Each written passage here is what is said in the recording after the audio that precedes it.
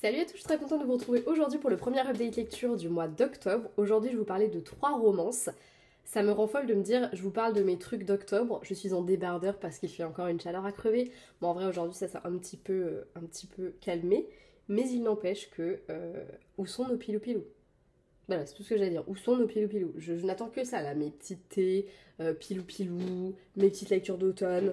Mais non, au lieu de ça, moi je lis de la romance, ambiance d'ailleurs pour la première, presque estivale, puisqu'on va aller en Corse avec Give Us a Chance de Vanessa de Gardin aux éditions HarperCollins, roman que j'avais eu dans ma box Once Upon a Book, la dernière du mois, et qui va nous traiter de diversité. Et comme on va en Corse, on a vraiment ce côté très estival, ça m'a donné envie d'aller faire des randos, moi aussi, comme le personnage principal Ange qui est garde-chasse et qui du coup passe beaucoup de temps dans les montagnes, dans les forêts, tout ça, tout ça. Il est garde forestier d'ailleurs, pas garde-chasse. Voilà, il vit sa petite vie. Il n'y a pas grand chose qui aurait pu le mener à rencontrer Inès, éditrice, qui depuis un terrible accident est paraplégique et du coup évolue en fauteuil roulant. Voilà, mais ils vont se croiser puisque Ange va se retrouver à travailler sur un guide qui va être édité par la maison d'édition d'Inès. Ils vont passer pas mal de temps tous les deux et au début entre eux c'est assez explosif. C'est assez explosif parce que Inès, depuis son accident, elle a littéralement fait une croix sur les hommes, que ce soit sur l'amour, sur le sexe, sur tout ça.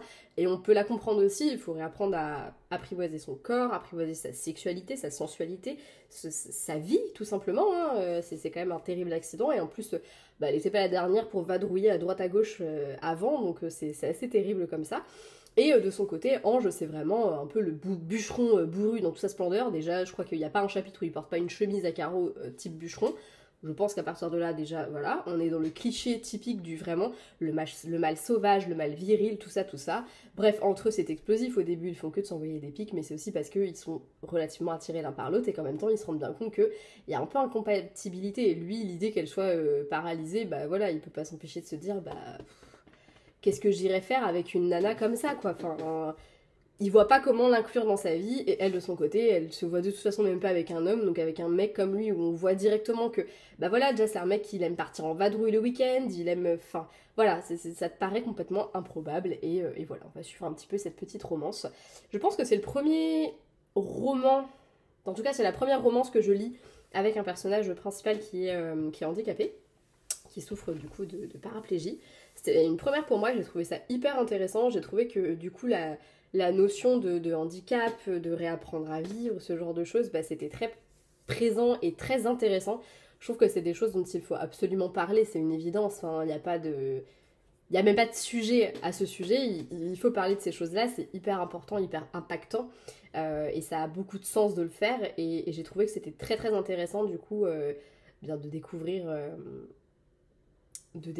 ça, d'avoir l'occasion de pouvoir découvrir des personnages euh, nouveaux pour moi, parce que clairement, oui, je n'ai jamais, moi, lu de romance avec des personnages de ce genre-là, et j'ai trouvé que c'était de ce genre-là, c'est trop bizarre dit comme ça, mais de personnages qui souffraient de handicap, en tout cas physique de ce goût-là, la paraplégie, je connaissais pas du tout, et j'ai trouvé que c'était très intéressant, du coup, de voir Inès explorer sa sexualité, etc., s'explorer en tant que femme, se redécouvrir en tant que personne, et en tant que femme surtout, je trouvais que c'était hyper intéressant. La romance en elle-même, elle est assez sympa. J'avoue que je me suis pas non plus attachée énormément au personnage, ce qui est un peu étonnant par rapport aux thématiques abordées par le roman, mais j'avoue que j'ai un peu eu l'impression de survoler les personnages, donc j'ai pas eu d'affect plus que ça. La romance était bien écrite globalement, on y croit, on n'a pas de mal à les voir se chercher, se chicaner un peu, et puis petit à petit on va se laisser aller à leurs sentiments et à leurs désirs aussi, et surtout d'ailleurs, parce qu'au début c'est quand même vraiment...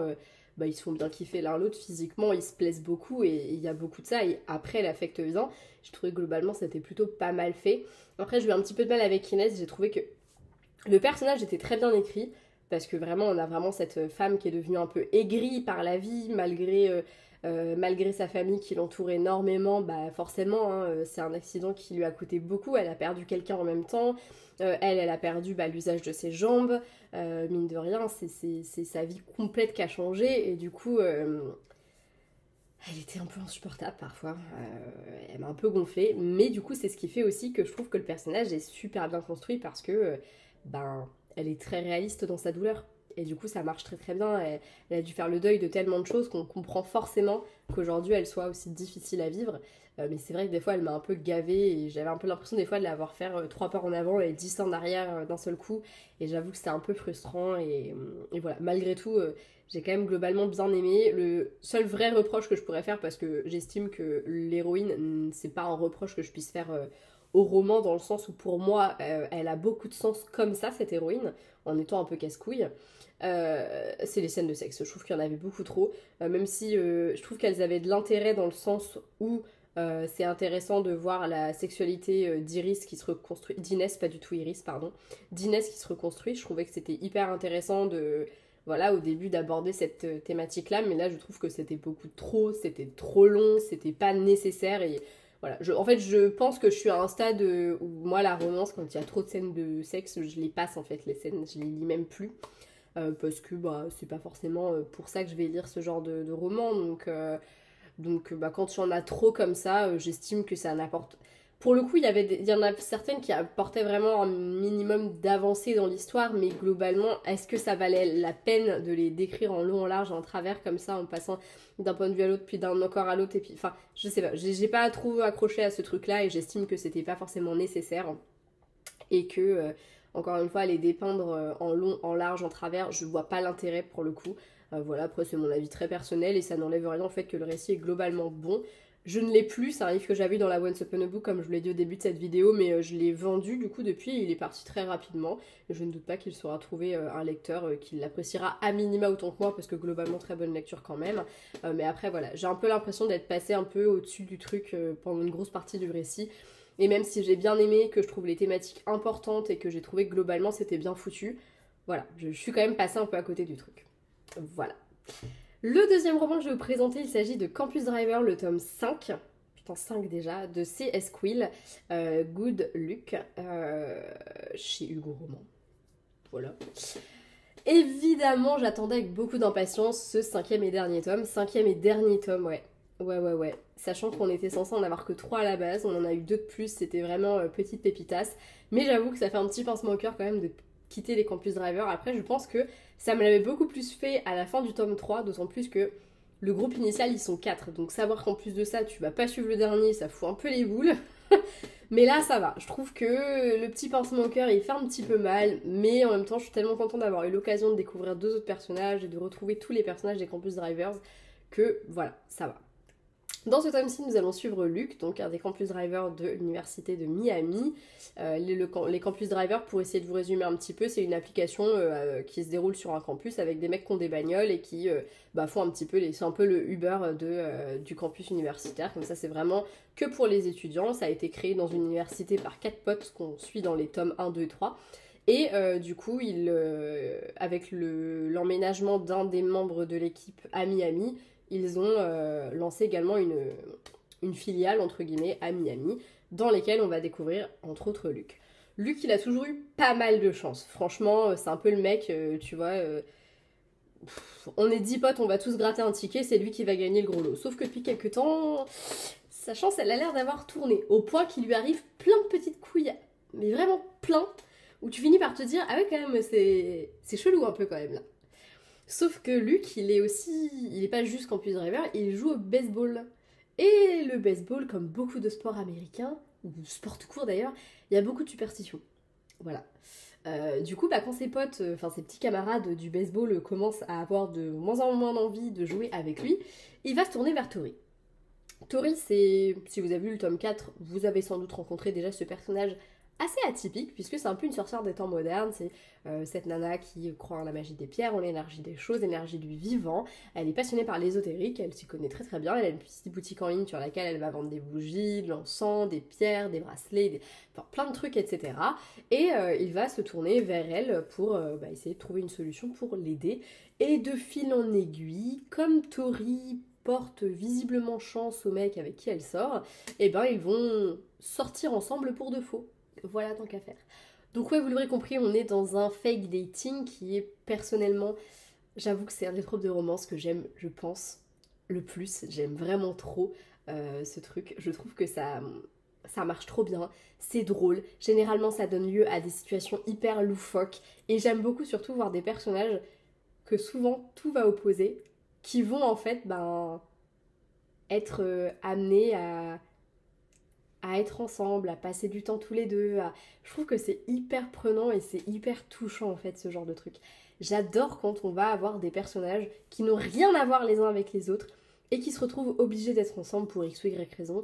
Et du coup, en fait, tu découvres que c'est pas parce que t'es pas complètement pareil que la personne que déjà t'as aucune similitude avec elle. Et puis parfois d'ailleurs, tu découvres que tu te ressembles plus que ce que tu crois. Et puis à l'inverse, que ça peut matcher aussi malgré ces différences. C'est totalement le cas ici. J'ai adoré Tori, j'ai adoré Luke, j'ai beaucoup aimé leur dynamique. Je pense que c'est pas mon tome préféré. Je pense que des 2 derniers sortis, je préfère quand même le précédent, mais peut-être parce que les thématiques abordées étaient plus poignantes et du coup on fait que ça apportait un petit peu de sérieux au récit que j'ai bien aimé. Mais ici, moi, j'ai vraiment aimé retrouver un petit peu les dynamiques de duo qu'on avait dans les tomes 1, 2 et 3. Avec des... C'est drôle, c'est fun, on a des dialogues vraiment hilarants, il y a du sarcasme à plein nez. À plein nez, ça ne veut rien dire. Il y a plein de sarcasme, c'est mieux. Enfin voilà, je trouve on retrouve encore une fois la plume de Quill et je trouve que le tome 3 était quand même peut-être un petit peu plus... Non, pas 3, le tome 4 était peut-être un peu plus sérieux. Après, je me rappelle plus assez bien en fait des tomes précédents. Mais j'ai un peu retrouvé la vibe au moins du... Ça m'a rappelé un peu le tome 2 en fait, bizarrement. J'ai trouvé qu'il y avait un peu la même vibe sur certains aspects. Après, j'ai pas eu de coup de cœur absolu pour le personnage de Luke. Je l'ai trouvé un peu fadasse parfois, comparé à d'autres. Mais en même temps, il est touchant quand même et moi je l'ai bien aimé. Mais disons que voilà, j'ai pas eu le coup de cœur que j'ai pu avoir pour genre Donovan. Donovan, je l'ai adoré, il m'a fait trop rire, il était génial. Luke, je trouve que Tori le décrit comme un Golden Retriever et je trouve que ça lui va vachement bien. Et en même temps, je trouve que tous les deux, la dynamique, ça fonctionne super bien. Ça fonctionne mais à merveille et j'ai adoré les voir tous les deux. Enfin bref, c'était vraiment très sympa. Très contente d'avoir lu cette saga, c'est une saga que je vous conseille vraiment du fond du cœur. Si vous aimez les romances où vous allez vous marrer, si vous aimez les romances universitaires aussi, parce que mine de rien, ça se passe quand même sur un campus de base, même si en vrai, il y a peu quand même la dimension scolaire dedans, ça reste quand même une romance universitaire. Mais si vous aimez vous marrer, si vous aimez le fun, si vous aimez des personnages loufoques et des dialogues de dingue, vous allez forcément aimer. C'est très drôle, c'est très sympa, c'est frais, franchement c'est génial. Et en plus de ça, l'autrice parle quand même, et malgré le côté très loufoque de ses personnages, elle parle de sujets qui sont très importants. Voilà, je pense notamment vraiment le tome 4 pour moi, c'est celui où les thématiques abordées sont peut-être les plus... je sais pas, moi il m'a beaucoup marqué pour ça parce que il parle de plein de choses différentes et elle en parle vachement bien, Quill, donc vraiment très sympa. Voilà. Je vous conseille les Campus Driver. Et je vous conseille également Rebel University, puisque j'ai lu le tome 2, roman de Alfreda Henouy et Alicia Garnier, excusez-moi. Le tome 2 est sorti là, très récemment, tout début octobre, comme le Campus Drivers d'ailleurs.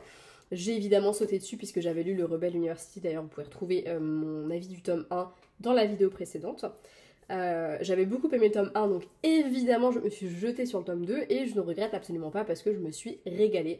En plus de ça, on est sur un Enemies to Lovers puisque nous allons suivre, et si vous avez lu le tome 1, vous savez très bien de qui je parle, on va suivre Maeve et Prince qui ont eu une nuit tous les deux, qui s'est soldée, écoutez, on va dire tout simplement les choses, ça s'est fini à l'hôpital, ça s'est bref très mal terminé. Depuis, ils ne peuvent pas se voir en peinture. Seulement voilà, Harper, la meilleure amie de Maeve, et Hunter, le meilleur ami de Prince, bref, ils sortent ensemble, donc déjà ils sont amenés à potentiellement un petit peu plus se croiser. En plus de ça, Harper va demander à Maeve si elle veut bien être sa photographe pour la série d'articles qu'elle doit faire sur l'équipe de hockey, dont font bien sûr partie Hunter et Prince, sinon ce n'est pas drôle. Voilà, on est encore une fois sur une romance universitaire et sur une romance sportive du coup, donc sport universitaire avec l'équipe de hockeyeurs, et on est ici sur un Enemies to Lovers avec Maeve et Prince qui peuvent pas se blairer. Et en même temps, on sent tous les deux qu'il y a le goût de l'inachevé, là, le côté un peu on n'est pas allé au bout des choses, ça fait chier, voilà, qui est très très présent et qui fait que forcément c'est hyper explosif entre eux. C'est explosif à la fois parce que ils prennent un malin plaisir à se rentrer dedans, à s'en foutre plein la gueule, quitte à des fois vraiment être très en colère l'un contre l'autre. Il y a vraiment parfois une vraie haine l'un envers l'autre, et en même temps Voilà, on sent que s'ils pouvaient se sauter dessus sauvagement pour s'arracher tous leurs vêtements, il n'y a pas de problème. La tension entre eux, elle est tout le temps à un niveau hyper élevé, que ce soit une tension sexuelle ou une tension de violence, clairement. J'ai adoré ce tome, il était vraiment très très bien. Je l'ai trouvé peut-être un petit peu longué sur la fin, enfin ouais, la deuxième moitié un petit peu plus longuée. En fait, à partir du moment où les choses commencent à se mettre un peu en branle, j'ai trouvé que c'était un peu plus long avant qu'il se passe des choses et que voilà, les rebondissements mettaient un petit peu de temps à arriver. Malgré tout, j'ai passé un très bon moment avec eux. C'est un roman que je vous conseille parce que je trouve que l'Enemies to Lovers, il est hyper cohérent. On a affaire à vraiment deux personnages qui sont hyper attirés l'un par l'autre. Et en fait, ce qui s'est passé cette nuit-là, ça a complètement niqué le truc. Et là, aujourd'hui, en fait, ils peuvent juste plus se voir. Et puis, ils sont violents l'un avec l'autre. Des fois, vraiment, ils se disent des trucs. Ils se font vraiment pas de cadeaux. Et c'est ce qui fait qu'en fait, ils se blessent un peu des fois. Et en même temps, on sent qu'ils s'aiment bien quand même. Et c'est vrai qu'à partir du moment où ça match entre eux et qu'ils commencent un peu, entre guillemets, à se déiter, c'est vrai que ça match super bien. C'est un couple auquel on croit, mais à merveille. C'est des personnages qui sont très bien écrits. Il se passe pas mal de choses, c'est vraiment très sympa. Et franchement, je vous le conseille. Si vous avez aimé les Campus Drivers, honnêtement, je pense que vous aimerez Rebel University. Si vous avez aimé Off Campus, je pense que vous aimerez Rebel University. On est vraiment sur le même type de romance, déjà parce qu'on est sur des romances universitaires. En plus de ça, là, on a le côté comme dans Off Campus avec le sport. Voilà, en plus du hockey, donc voilà, on voit un peu le parallèle. Mais en plus de ça, on a des thématiques hyper importantes qui sont abordées. Dans le tome 1, on a notamment, grâce au personnage d'Harper qui prône le body positivisme sur ses réseaux sociaux, on a vraiment tout un pan de l'histoire qui est beaucoup lié à ça. Là, on a Maeve qui est une jeune femme métisse qui parfois en souffre parce que elle se prend des remarques dans la gueule qui n'ont rien à foutre là. On a aussi la question de la souffrance un peu de Prince. C'est d'ailleurs un personnage très intéressant parce que dans le tome 1, il est vu par le regard d'Hunter, son ami, ou de Harper, mais principalement d'Hunter, qu'il décrit un peu comme un fils à papa, tout ça. Et en fait, on en découvre tellement plus sur lui dans dans ce tome 2, et on se rend compte qu'en fait, l'image qu'il renvoie, c'est celle qu'il veut bien renvoyer, et qu'il y a tellement plus derrière cette pression parentale qui est hyper forte. Non, c'était vraiment vraiment génial et je vous conseille vraiment du fond du cœur de découvrir Rebel University. Je trouve que c'est une saga qui est vraiment sympa et j'ai très hâte de découvrir les deux tomes suivants qui devraient pas tarder à sortir. Je crois que le prochain sort au mois de novembre et celui d'après en décembre, un truc comme ça. Ils se suivent vraiment, il y en a un par mois qui sort. Et ouais, je vous conseille cette saga, elle est vraiment très sympa. Et encore une fois, si vous aimez les romances universitaires, vous devriez vous y retrouver. Évidemment, si c'est pas votre truc, c'est pas quelque chose que je vous conseille parce que voilà, on est vraiment sur de la romance universitaire, c'est la thématique première du truc, donc voilà. Malgré tout, écoutez, j'espère vous avoir donné envie de découvrir ces romans si c'est pas déjà fait. Et puis si c'est pas le cas, on se retrouve dans une prochaine vidéo. Peut-être que j'aurai quelque chose qui vous plaira un peu plus, parce que là c'est vrai qu'on est quand même très centré romance, donc si vous n'aimez pas ça, déjà ça part un petit peu mal. Voilà, je vous fais de très gros bisous, à bientôt dans une prochaine vidéo et ciao.